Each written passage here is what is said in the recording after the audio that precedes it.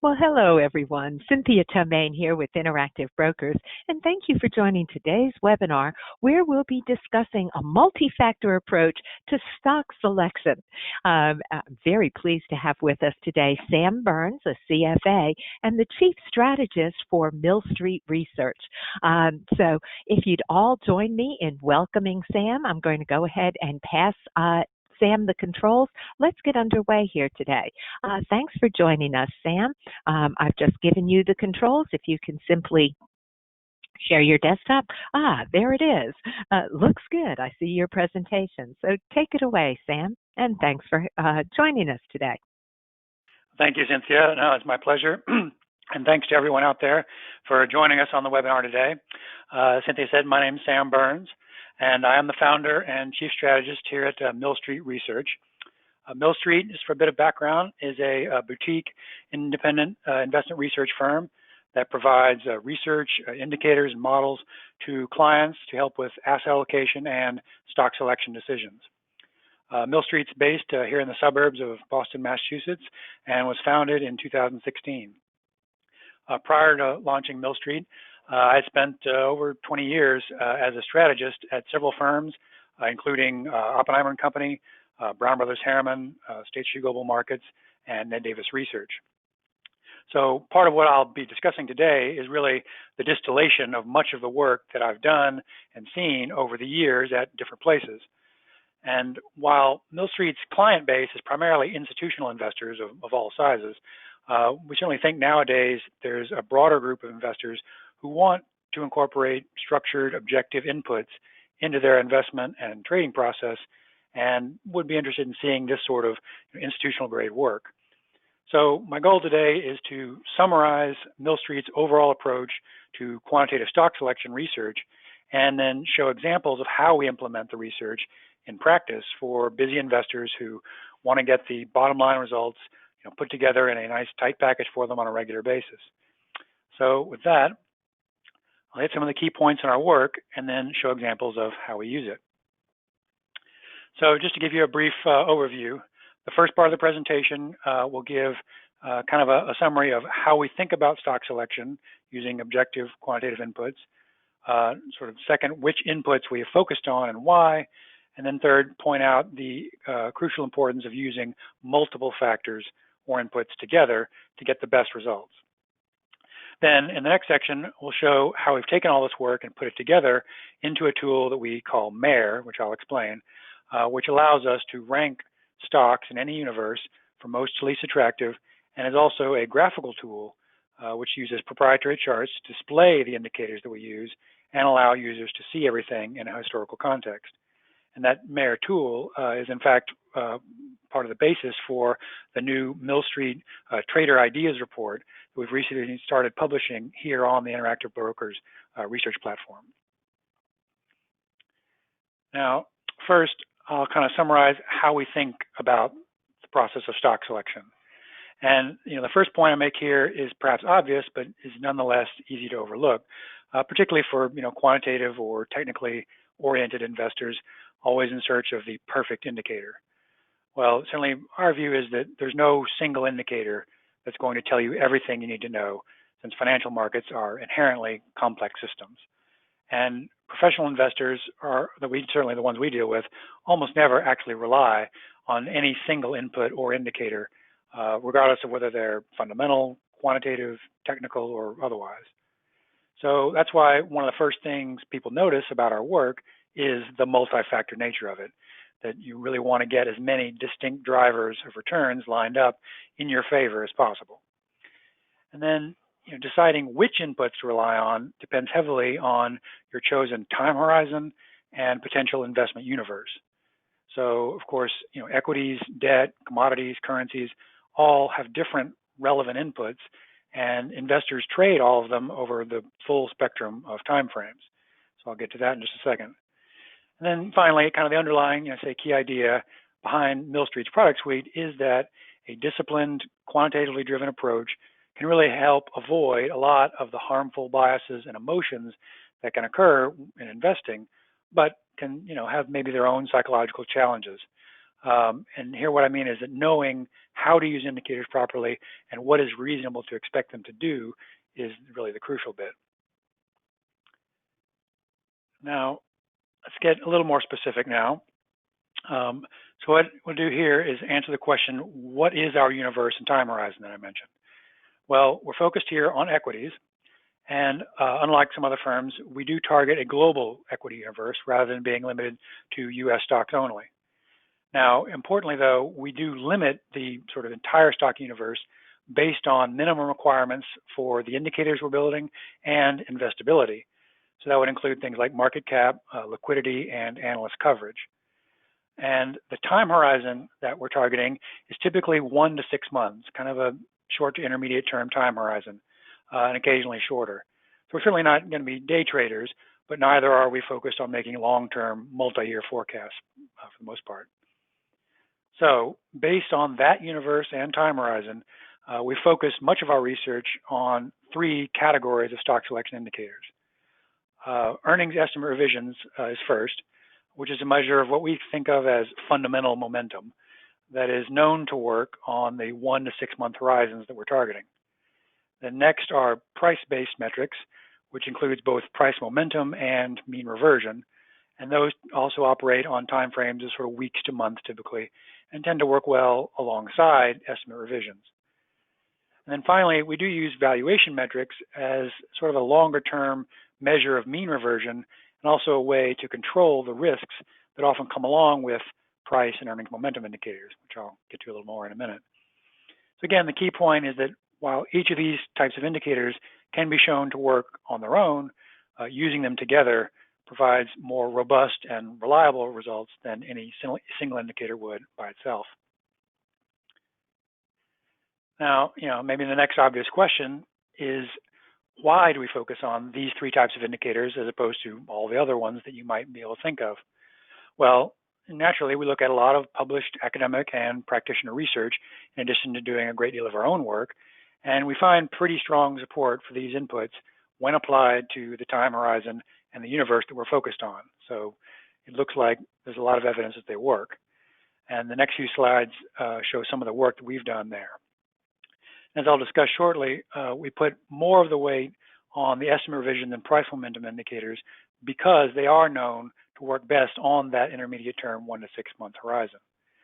Like I said, valuation is often used for similar or somewhat longer horizons, while price mean reversion is typically more applied to shorter term movements. Now, the other key reasons for using these inputs is that the actual data needed to produce, to test, and to use them properly is in fact available globally and on a timely basis. So what I mean is that relying on things like, for instance, government economic data or very specific items from company financial statements is often more difficult due to the lack of consistent global availability, or to reporting lags, or the potential for historical revisions to the data. So the inputs that we're using generally do not suffer from those issues, and therefore make them more a reliable thing to use. Now, we'll first look here at earnings estimate revisions as a stock selection indicator, which is something we've been studying and using for a number of years now.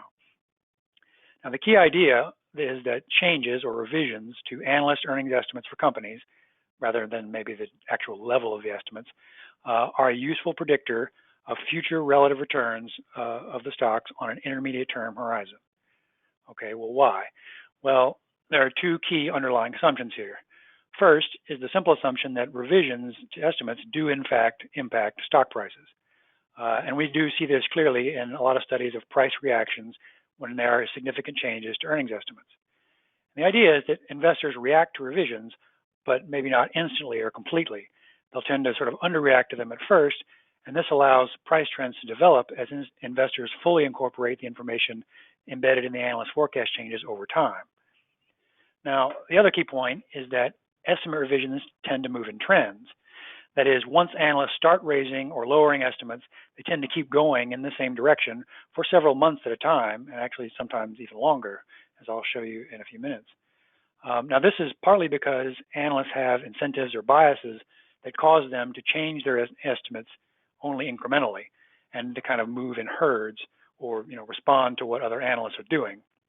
I'll get to that a bit more in a moment, but those are two of the kind of key reasons why estimate revisions work as a stock selection tool.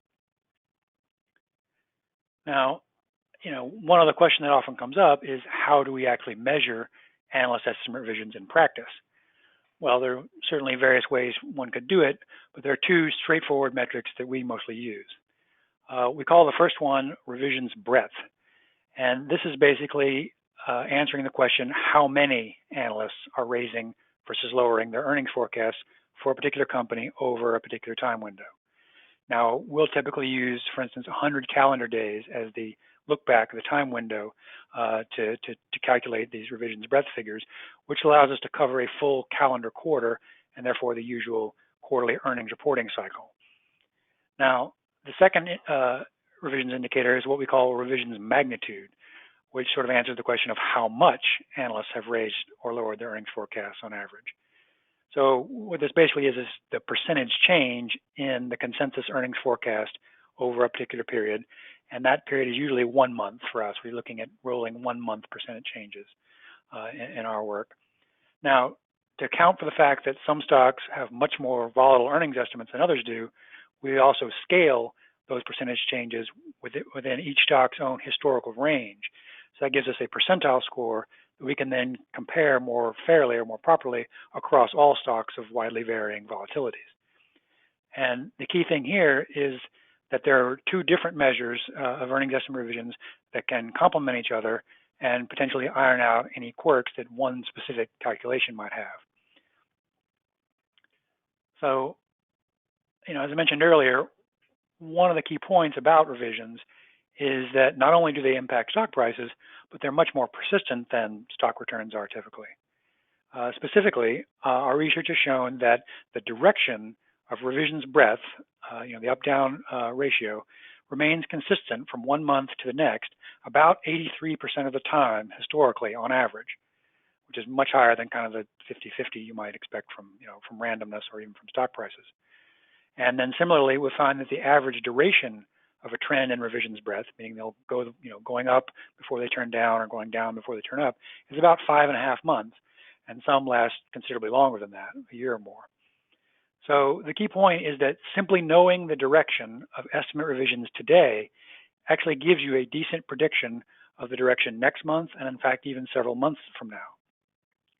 And then combining that with the knowledge that returns are correlated with the revisions, this explains the ability of revisions to help forecast future returns. Now, this sort of brings up the question of why revisions are persistent. And we've shown statistically that they are, and therefore the revisions are partly predictable. But why should this be the case? Well, like I say, there are kind of two main reasons that are most prominent. First is simply that there are trends in business fundamentals, which is what the estimate revisions closely track. Positive or negative trends in sales, margins, and earnings for companies are not random and can often go on for multiple quarters or years. So there is a underlying fundamental reason why earnings estimates would follow that. And of course, the presence of trends in company fundamentals is not a secret. So, why don't analysts just make one big adjustment whenever they see signs of the fundamentals changing? Well, there's a tendency for analysts to focus on the more predictable, near term, say next quarter or two results, and less on the longer term, which is a little harder to forecast. So analysts will tend to put more of their effort in those near-term forecasts, but then it requires sort of multiple adjustments to the earnings as the news itself keeps moving in one direction over time. Now, aside from that, though, there's also another category, you could say, of drivers of the persistence of revisions. Analysts that are working at sell-side brokerage firms, who are mostly the ones making the earnings forecast, often rely on access to company management for guidance on earnings. So they will have a tendency to stick closer to company guidance, even if privately they think otherwise. Similarly, analysts will tend to move in herds and use a lot of the same information and do get judged based on their performance versus their peers. So this will tend to give them a bit of an incentive not to deviate too far from the consensus, as the sort of the downside of being out on a limb by yourself and being wrong can be significant in terms of their job prospects. So estimate changes therefore tend to be incremental over time rather than all at once, which also helps lead to these persistent trends. So now that I've given a descriptive background on why estimate revisions should work, we can maybe look at a little bit of actual data from our studies to see if they do, in fact, have any predictive power. Now, the results in this table, which are based on average next month returns for our institutionally investable global stock universe since 2003, do support a few basic conclusions. First, stocks with strong revisions, meaning top decile, do tend to outperform those with weak revisions on average. Second, stocks with strong revisions do have materially lower volatility or risk than those with weak revisions on average. What that means is that the return to risk ratio, which captures both of these effects, is much higher for the top decile revision stocks than for the bottom decile, so roughly double. Now, the third thing is that the revision's breadth and magnitudes show these kind of results individually, which gives us more confidence in the robustness of the underlying indicator concept. That is, estimate revisions work even when using different definitions or parameters. And then finally, we can see that the combination of breadth and magnitude together show a somewhat wider return differential and risk-adjusted return differential between the top and bottom deciles than either of the two indicators do alone. So there is some benefit to using both of the indicators together instead of picking just one, both for the statistical results, but also for the additional confidence that two indicators can provide. Now, while there's certainly plenty more that could be said about revisions, we'll move on to the next type of indicator I mentioned that we rely on, which is price momentum. Now, I imagine many of you listening are certainly familiar with the idea of price momentum, so I'll focus on what we do differently. As you probably know, a lot of research supports what I call intermediate term momentum in stock prices. That is, that returns over the last, say, 6 to 12 months can be used to forecast returns over the next 3 to 6 months. Now, shorter horizons, a month or less, or very long horizons, multi-year, tend to show more mean reversion tendencies on average. Now, price momentum by itself is great, but in its basic form, which is simply buying the stocks that have gone up the most, it can be a volatile strategy. Why is that? Well, one of the biggest reasons for the periodic big drawdowns that you see in momentum strategies is what I think of as the beta effect. And that captures the tendency for a momentum strategy to overweight high beta stocks at market peaks after the market's risen a lot, and conversely, maybe low beta stocks at market lows, which can then cause drastic performance reversals when the market direction turns suddenly.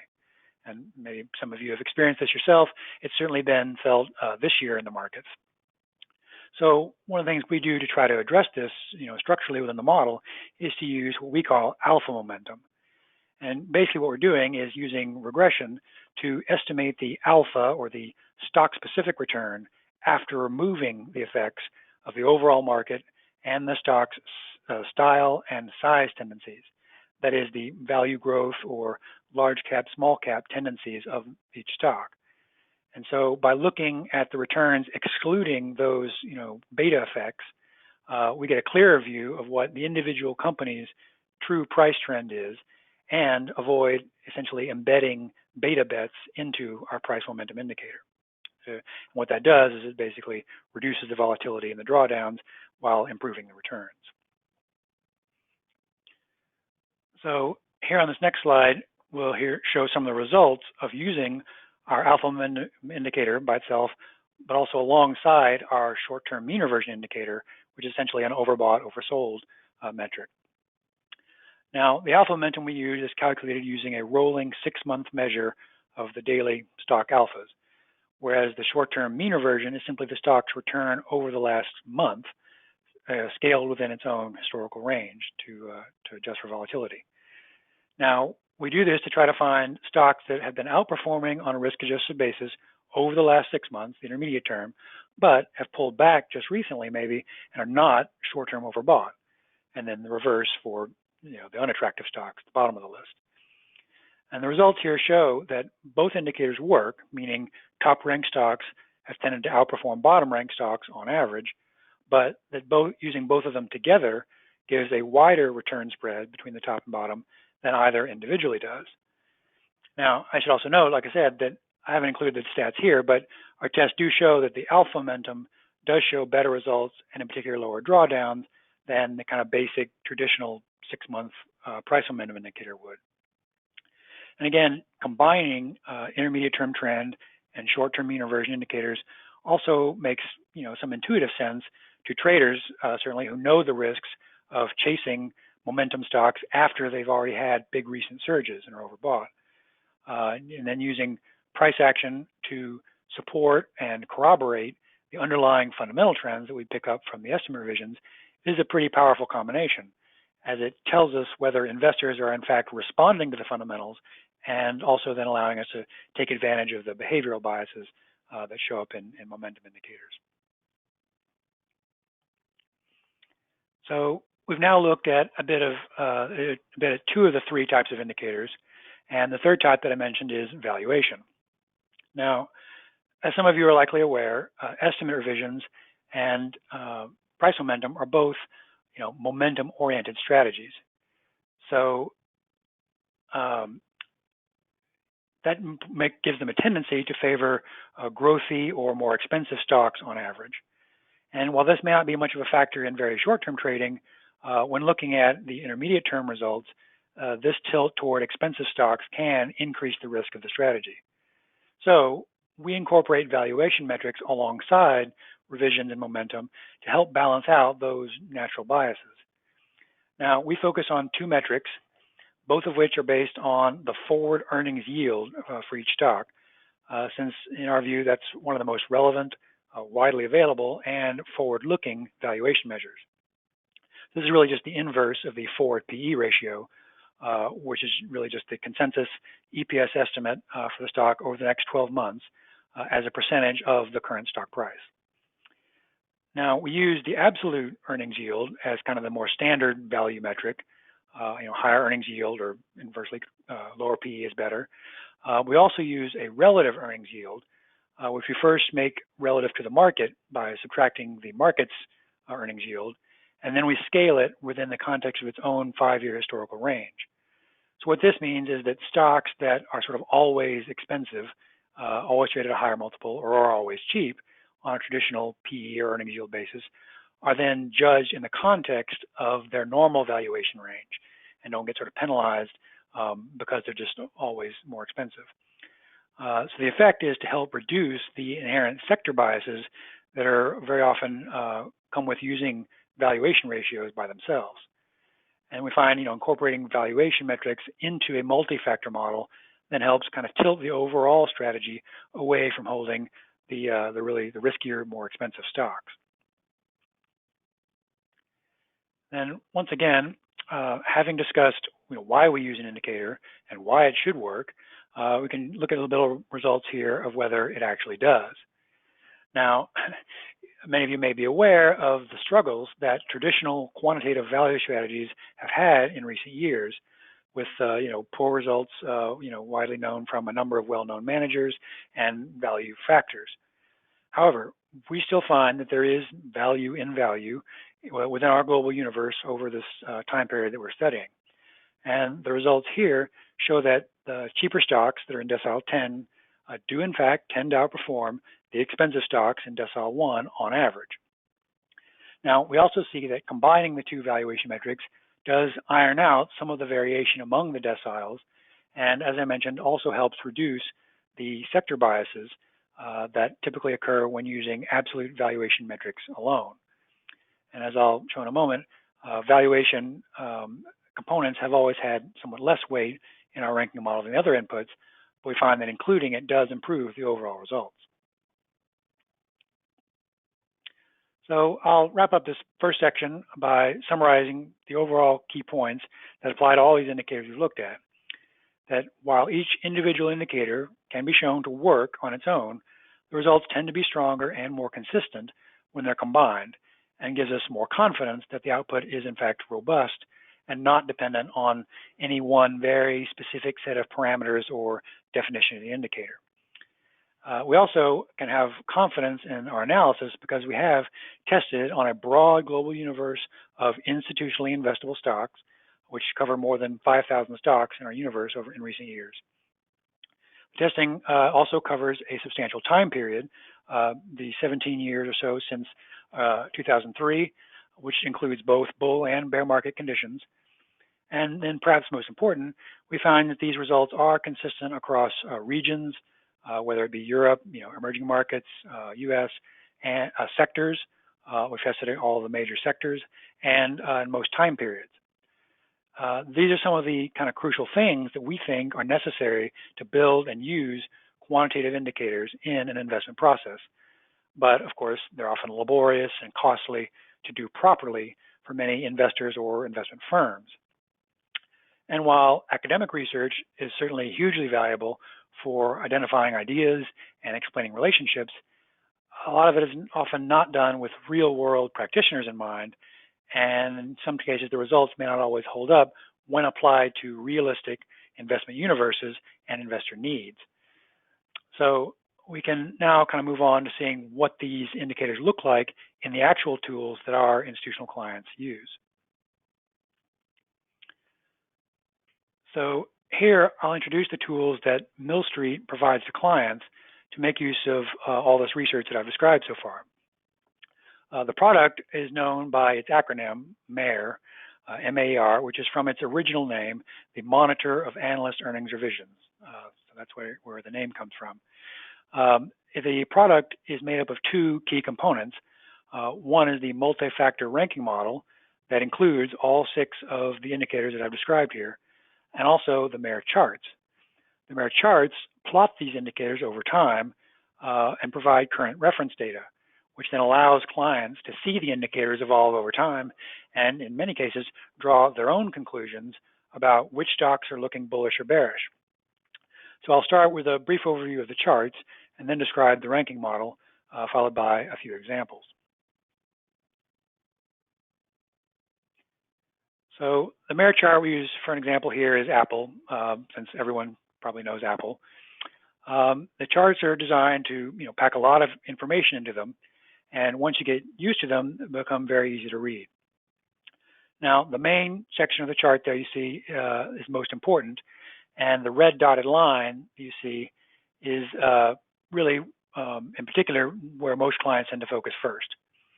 Now, the red line is essentially like an advanced decline line that you're probably familiar with, except that rather than using prices, we're using monthly estimate revisions breadth for the stock. So in the example here, we see that as of the end of August, there were 35 analysts covering Apple, and the net number of them that were positive was 45%, meaning the number of upward revisions minus downward revisions as a percentage of the total of 35 was positive 45%. That percentage is calculated each month over the last 5 years, and each monthly figure is added to a running sum, which is then used to plot this red line.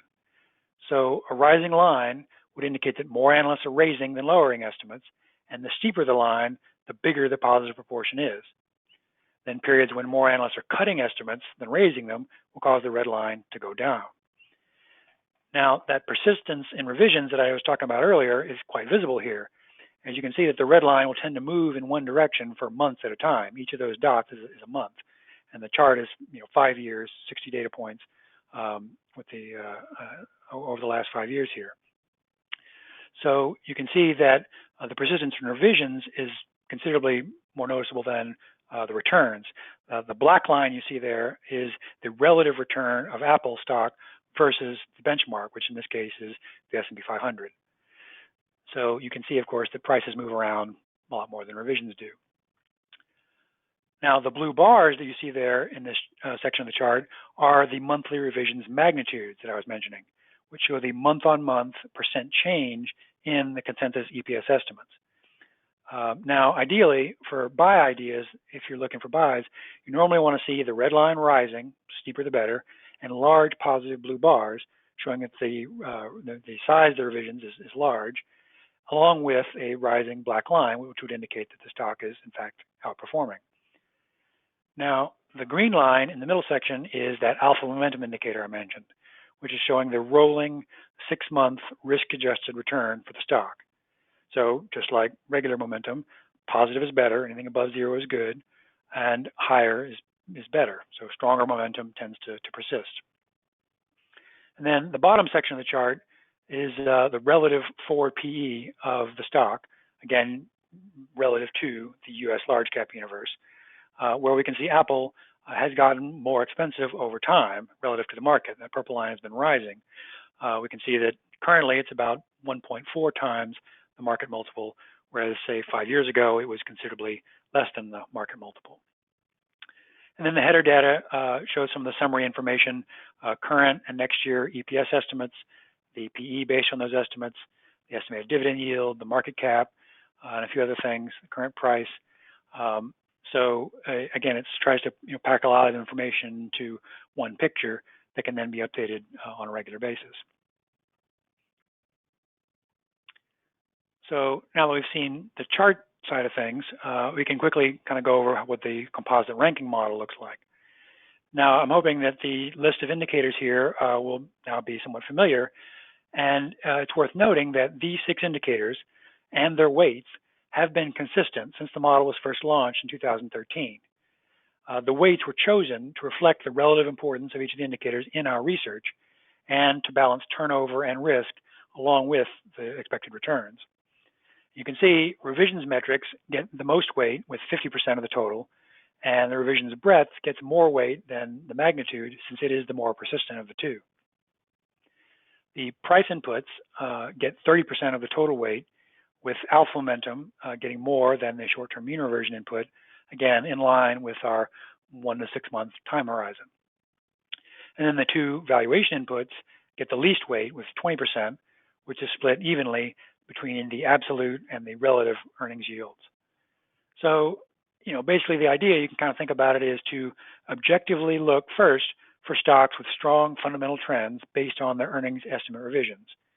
Then, among those, find stocks whose risk-adjusted returns are corroborating the fundamentals, they're positive, but are not excessively overbought in the short term. And then, among those, find the stocks that are less expensive on both an absolute and relative basis. And so if you can find stocks that meet all of those criteria, you've probably got a number of different tailwinds at your back. Now, of course, the natural question after seeing the model construction is whether it actually works. Well, with the usual caveats that this is a backtest and does not reflect any actual trading, and certainly cannot guarantee any future results, our studies for the composite 6-factor MAER model do corroborate those studies I noted earlier. Using our global stock universe data since 2003, we do find that top-ranked, top decile stocks have significantly higher returns and lower volatility on average than the bottom-ranked stocks. Now, importantly, those results hold not just for 1-month holding periods, but you can see that we have for 3-month and 6-month holding periods, which suggests that even if you can't, say, rebalance every month and need lower turnover, you could still get pretty good results from using this sort of ranking. Monthly is typically kind of the frequency that a lot of our clients use, although we can update weekly in our Trader Ideas report. We also see similar results when we restrict the universe to U.S. stocks only, here on the right. And as you might imagine, we have loads more backtests that are not shown here that help support the idea that this exact same ranking model produces positive results when applied to other regional universes, say Europe or emerging markets, and even when applied to all 11 of the major GIC sector universes. So, in our view, getting above average returns without taking above average risk, while avoiding stocks with below average returns and above average risk, and doing that in a robust and understandable way, is what we think a good quantitative model should do. Now, naturally, nothing is perfect or works all the time, but this summary is one part of a lot of the work that helps give us confidence that there is, in fact, useful information in this data. So for the final section of the presentation, I'll show a few examples, recent examples of strong and weak MAER charts, all of which are drawn from well-known S&P 500 constituents that the same list that we would use in our weekly Traders Ideas report. So here on this slide, I've got 2 stocks that have been highly ranked in the last few weeks, one being a more conservative consumer staples and the other being a more volatile cyclical stock. So on the left here, you'll see Kraft Heinz. well-known, packaged food company. And the story kind of jumps out of the chart. We can kind of see a company here that has been struggling with persistently negative earnings revisions, poor relative performance, and a steadily declining relative P multiple really for years. Since 2016, most of the time has been spent with the red line, the black line, and even the purple line going down, and our green alpha momentum being below zero. Now, what's notable, though, is that more recently, this year, the stock has started to outperform, and the earnings revisions have turned up pretty substantially. So we can see this red line turning up, the blue bar is now suddenly getting much more positive, and the green alpha momentum line going above zero and turning strong. So certainly, people staying at home, buying more packaged foods, eating at home has probably been a key driver for turning the tide for the earnings forecast for Kraft Heinz here. Now, certainly, if anyone looking at this has a longer-term fundamental view on either the path of COVID and stay-at-home trends, or even just Kraft Heinz itself, you may or may not agree with the analyst and price behavior that we've seen recently. But it's a good example of how persistent trends can be and how the recent events we've seen have caused new trends to develop, and we can see it in the data. Now, on the right here, we see Pulte Group, a well-known home builder company. So its revisions have generally had an uptrend over the last 5 years, but certainly not quite as persistent as Kraft Heinz is. The stock's relative performance has clearly been more volatile, as you might expect from a cyclical stock. But the last few months, we can see, has shown a resurgence in earnings estimate revisions, and actually a relatively rare 100% of the 16 analysts you can see here that are covering the stock have been raising their estimates, and by significant amounts. These blue bars being clearly positive, 4 or 5% over the course of a month. And the stock has shown strong relative outperformance recently, but the valuation has actually not expanded. It's actually still at the low end of its range. So what this means is that the stock has been performing in line with its underlying earnings fundamentals and has not gotten more expensive despite its outperformance. So this is a stock that would have been scoring well in the last several months, because it kind of ticks all of these boxes of strong revisions, strong price performance, and low absolute and relative valuations. Now, here on this slide, I've gotten two more stocks that look quite positive on MAER, but also have quite different historical profiles. On the left, you can see is Best Buy, an electronics retailer you're probably all familiar with. And you can see here that I wasn't kidding, that some of the stocks do have persistent revision trends that can last years, even more than months, even if the relative stock returns bounce around more than that. So you can see the stock has spent most of the last 5 years with positive revisions and positive alpha momentum, and has generally been outperforming, while maintaining its PE in a range below the market multiple. So this has been below 1 most of this time. Now, the surge in demand after lots of people started working from home the last few months is clearly visible and seems to still be in place. The numbers are still going up by large amounts. And the stock's outperformance that we've seen has, like the other one, not pushed up its relative PE. So again, it's moving in line with its earnings estimates and fundamentals, and therefore this outperformance maybe is more likely to continue, since it hasn't made the stock a lot more expensive. So it seems like this is something that could persist.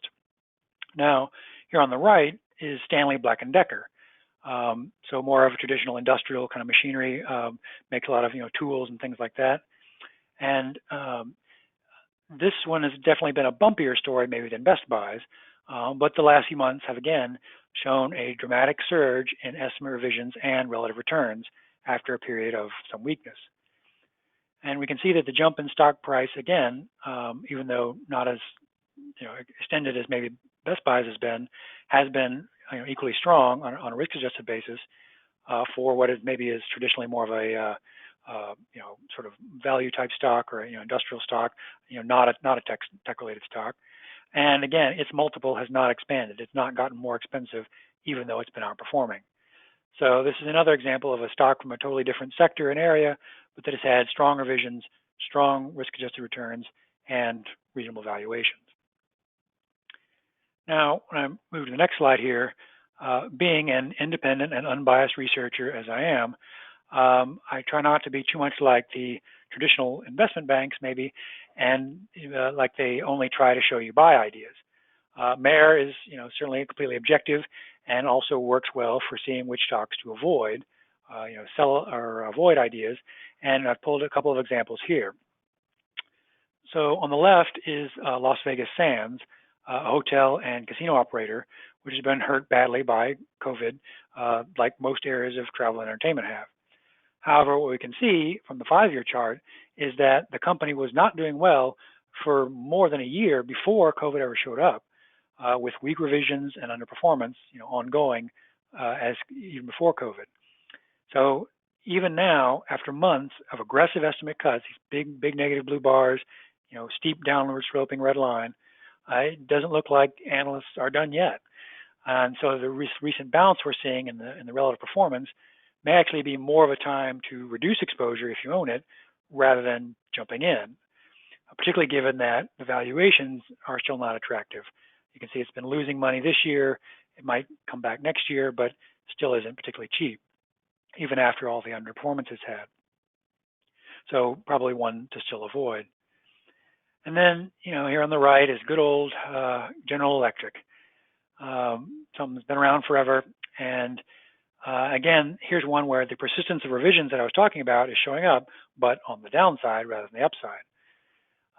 Most of the last 5 years, you can see GE has struggled with negative revisions and underperformance relative to the market. And that's been going on persistently for a long time now. Now, even after all these negative revisions and even the big negative revisions that are related to COVID, it still doesn't look like the analysts are done. There's no sign of a turn yet. There's still a heavy, balance of analysts that are cutting and by significant amounts, and the stock is still underperforming on a risk-adjusted basis. Even after all that underperformance, it still doesn't look particularly cheap on a forward earnings yield basis. Multiples above the market, and it's not cheap relative to its own history.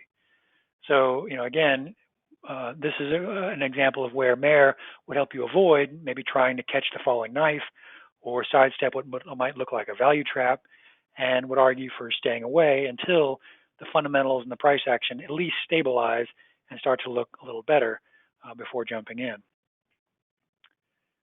So kind of as we wrap up here, I want to show a recent example of what our top 20 stock list looks like as you would see it in our Creator's Idea Report each week, and resembles the list that we send to clients.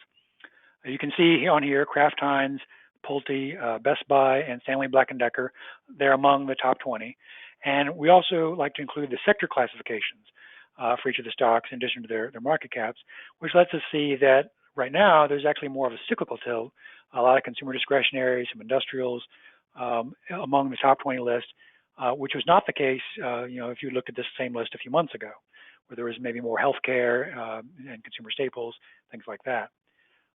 So you can get kind of a feel for what types of stocks score well by just kind of scanning down a list of top ranked stocks and then finding ones that you particularly like. So now that I've shown you some of the research and tools we provide here at Mill Street, maybe the last common question we get is, how do clients actually use all of this? Well, I find clients actually use the work in a lot of different ways, depending on how they look at markets and their constraints. There are 3 basic ways we most commonly find. One is to use the screens like the one I just showed you as an initial idea list from which you can then go and do additional research. So knowing that highly ranked stocks have tended to outperform on average means you're basically fishing from a good pond, and it will help you narrow a big list down to something much more manageable to then focus your research efforts. Now, the other way maybe is to start from what you already own or are considering buying, and then use MAER as a check against it. So if you own something that scores well on MAER, that's great and corroborates your view independently. But if you own or are considering a low-ranked stock, it may prompt more of a thorough review to see if you really want to own that one, and possibly suggest rotating into higher-ranked stock, or at least know that you're facing a headwind. And then finally, we do have some full-on quantitative clients who used the MAER rankings directly as an input to their own quant process. They seem to like being able to use something that's been thoroughly vetted and constructed and is distinct from a lot of the other models that they might normally see. So I'll close maybe by saying that what I often tell our institutional clients, which is that a product like MAER or any kind of objective tool like this is maybe even stronger in your hands than in mine alone. And this is because you will have your own insights and inputs, whether they be fundamental or technical or otherwise, that will further enhance the results beyond what just a purely mechanical implementation of the work might show.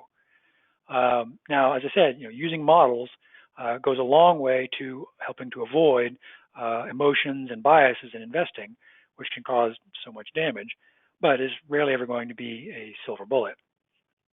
So I hope this overview of the research has been helpful and maybe might generate some ideas that you can use in your own investment process.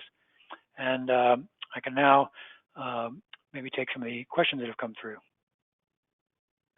Well, Sam, thank you very much for the presentation. And I would like to remind everyone, if you've got questions for Sam, simply add those into the questions panel over on the right-hand side of your screen.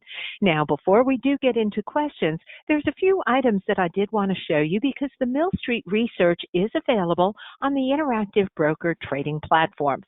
So let me get right over into the Interactive Broker website, and let's take a look at what's available and how you can access the Mill Street research products.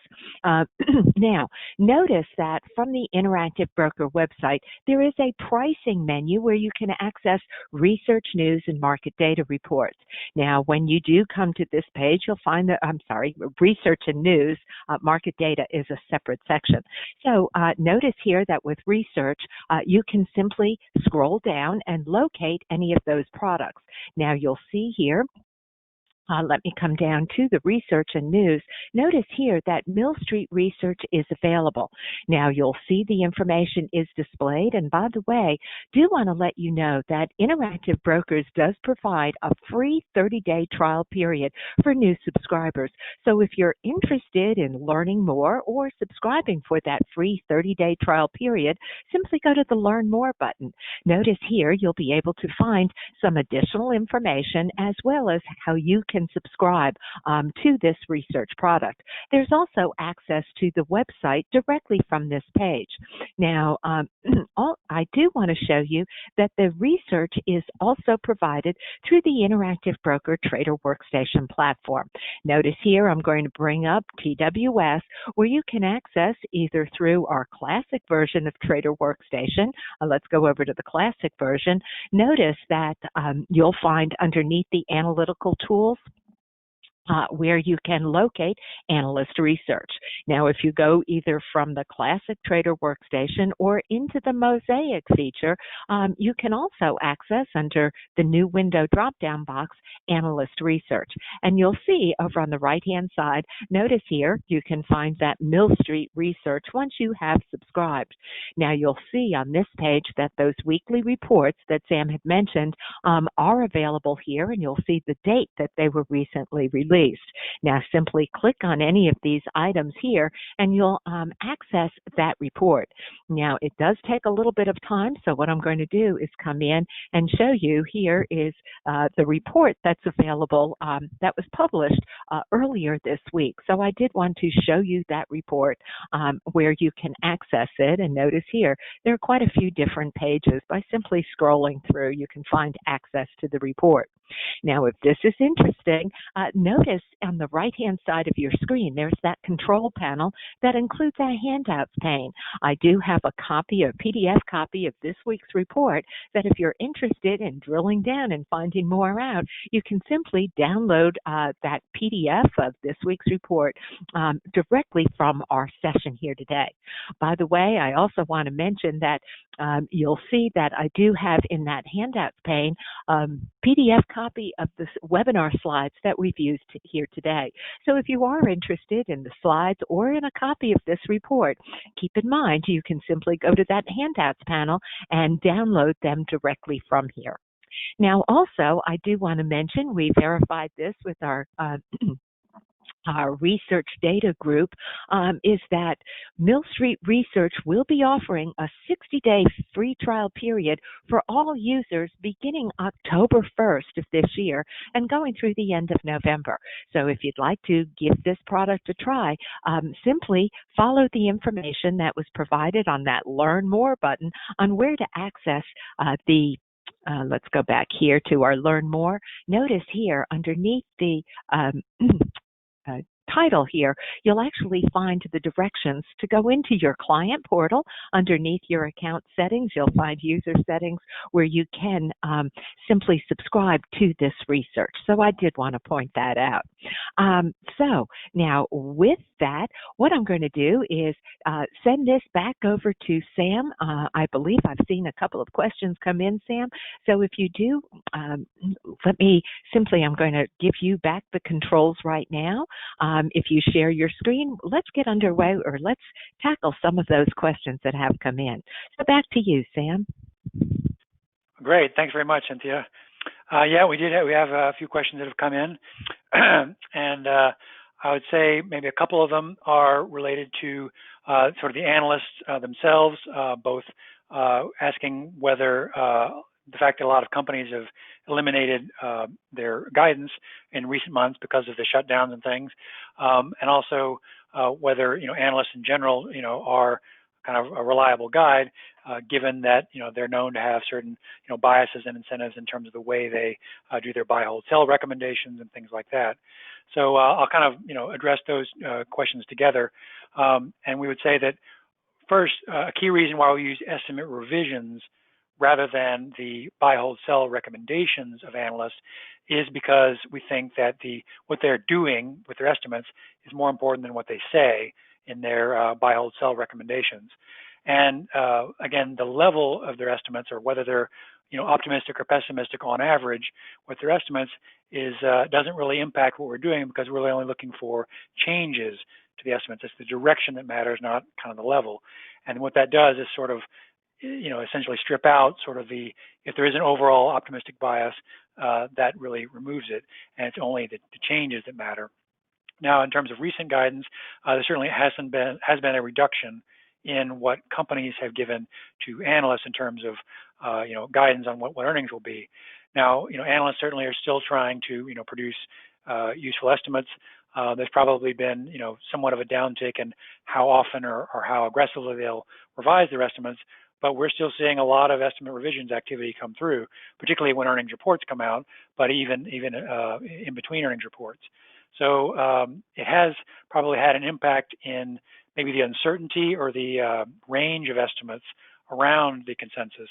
We started to see wider ranges, more dispersion among analysts in terms of what they expect earnings to be, but hasn't necessarily changed the number of estimates or the way analysts have acted in general. Another question has come through. Which equity markets outside the U.S. we cover. As I mentioned, we do cover a global universe, which covers basically all the markets that have stocks that meet our data requirements. So there's about almost 6,000 stocks we cover globally. A little over 2,000 of them are U.S. The rest are ex-U.S. So we cover about maybe 900 to 1,000 in Europe. We have a little over 1,000 emerging market stocks, quite a few in Japan and Asia. So it's really a very broad spectrum, and certainly can apply these same metrics to stocks globally, which is again part of the reason why we use the data and the indicators that we use, because it can be used on a global basis. Let's see what else. What are the questions? Oh, the duration of the ranks that Pedro is asking about here, about whether they can go out even as far as say 2 or 3 year periods. The ranks that we've tested, as you saw, we're mostly looking at kind of that 1 to 6 month horizon. 2 or 3 years for, say, if you just took the rank today and closed your eyes and held for 2 or 3 years, might kind of stretch the range of them. Most of the trends and revisions, like I say, kind of average around 6 months, but there are trends that will go on for a year or more. So I would say it's probably the minority of stocks that would have, say, a 2 or 3 year trend where they would be consistently, top ranked. But there are some that do that. And so, but I would say most of our clients probably use it in that kind of 3 to 6 month time frame, and then just allow the indicators to speak for themselves. If the indicators stay positive for a year or more, that's great, and you stay with it. But you probably need to to look at them at least, say, quarterly, to make sure that nothing drastic has changed. Let's see what other questions are coming through here. Oh, okay. So I see that Abby has asked to what extent we think algorithmic trading or ETFs or use some form of the variables that we use to develop the quantitative stock selection tools. I guess kind of maybe whether some of this is already being used or arbitraged away within the market. And I would say first, a lot of the algorithmic trading strategies that you see tend to be much shorter term than what we're looking at. The sort of intermediate term horizon that we focus on is maybe a little less attractive to the traditional kind of algorithmic higher frequency trading strategies. So they're probably going to use less of this. And one of the interesting things we found is that there aren't really many ETFs that use estimate revision specifically as a driver. There's some that use momentum. There's certainly plenty that use value, and there are some that are multi-factor. But I have not been able to find any that directly use the same indicators we're using in the same way that we use them. Not to say that they don't exist, but they don't seem to be prominent or managing huge sums of money directly on these types of indicators. So my guess is that there's not a lot of arbitrage or sort of high levels of money tracking these indicators as far as we can tell just looking at publicly available data. Let's see what else. Any other questions here? I see Mihai asked, for foreign stocks, do we calculate in US dollars or the country of origin currency? That's a good question. We didn't really talk much about the non-US parts of the research and the MAER work, but we do use estimates and returns in local currency when we build the indicators, which then we do that to avoid having what can essentially be phantom earnings revisions when converting from one currency to US dollars. Because if the currency moves but the estimates don't, it will still look like the consensus EPS will have changed. So I didn't really go into a lot of this, but there's a lot of nitty-gritty in the calculations of the earnings estimate revisions, making sure to avoid some of these data-related kind of traps or issues that can affect earnings revisions. So in addition to scaling things to adjust for volatility, there's also things we do to make sure that tracking forward 12-month revisions and taking account of currency and all that are done correctly, and to avoid distortions and things that could cause the indicators to move when there's not really a good reason for it to move. So I think that's probably all the major questions we've got. Certainly, I say maybe worth having a look at the Trader Ideas report that'll be there on the research platform here. And anyone who wants to contact us here at Mill Street for any further information, the email address info@millstreetresearch.com is the way to get a hold of us. And we'd be happy to follow up later with anybody who wants to. Well, Sam, thank you so much. Terrific presentation here today. And I also want to thank all of you for your participation in our webinar. Now, I do want to remind you we have been recording today's session, and each of you will get a direct link to today's recorded playback soon or shortly after today's event ends. So if you do want to come back and review those concepts that Sam has discussed, simply watch your inbox later on this afternoon for a direct link to today's recorded playback. I'll also include a copy of the slides that we've been using today, which, by the way, are currently available. So if you do want to download a copy of the slides or that report that went out earlier this week, simply go into the handouts panel where you can download directly from here. So with that, we are going to conclude our session here today.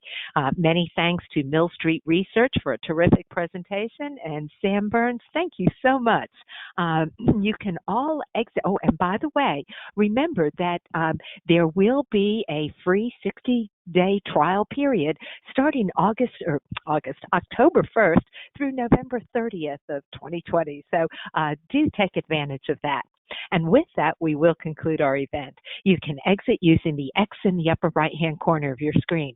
Have a great rest of your day, everyone, and thanks so much for your participation.